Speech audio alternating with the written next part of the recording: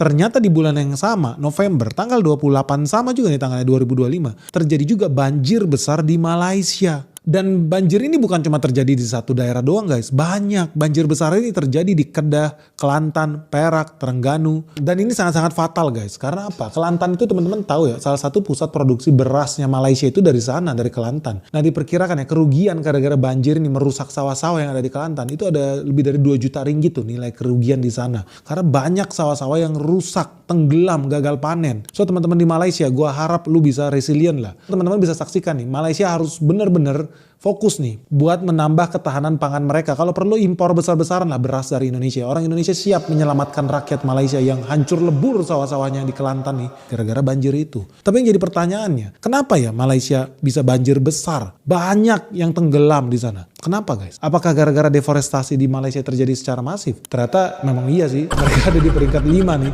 negara yang hobi deforestasi. 3 juta hektar di Malaysia kena deforestasi. Tapi apakah itu cukup untuk menyebabkan banjir sebesar ini? Jangan-jangan terjadi juga gara-gara tambang batu bara ya? Faktanya sih, Malaysia bukan negara produsen batu bara terbesar di dunia. Mereka nggak ada di dalam daftar top 10 itu. Jerman ada, Australia ada, Rusia, Cina, India, Indonesia ada. Tapi Malaysia nggak ada. Atau jangan-jangan gara-gara mereka punya tambang nikel. Nikel mereka menguasai dunia seperti Indonesia. Enggak. Malaysia nggak memproduksi nikel guys. Rusia, Kanada, Cina ada. Iya, banyak. Iya. Malaysia enggak. Berarti gara-gara apa? Jangan-jangan gara-gara sawit ya?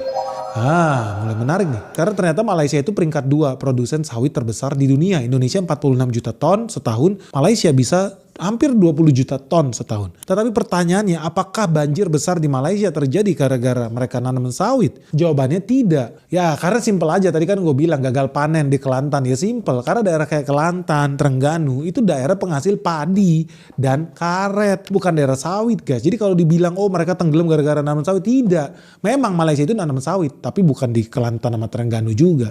Jadi gak ada hubungannya mereka nanam sawit dengan banjir besar itu. Gak ada.